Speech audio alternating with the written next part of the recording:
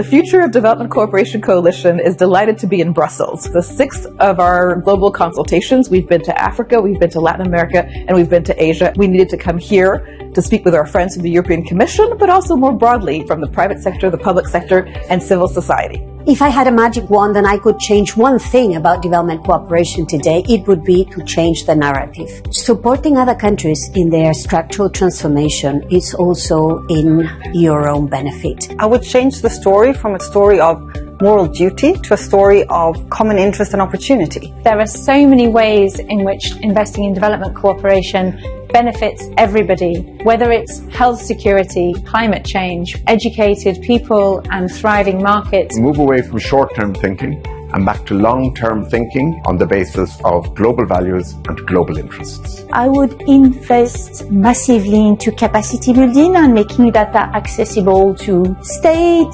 government, non-stakeholder and civil society. I would want the international community to channel its grant resources to the poorest countries and channel more concessional loans to lower middle income countries so that core resources, the grants, can really go to the countries that need it the most. Borrowing rates in these countries are so high, it makes it impossible for governments to invest in their own development. What we need urgently is young people with leadership qualities, with vision and partnership capability. In the times of shrinking ODA resources, I would shift attention to more policy coherence for development. In a lot of ways, the development finance system is less than the sum of its parts because countries don't act in coordinated ways. Europe has the advantage of being able to coordinate with 27 member countries. It's one of the biggest sources of development finance. So the economy of scale, the power of one voice, and the power of cooperating with regions around the world and with individual countries is huge.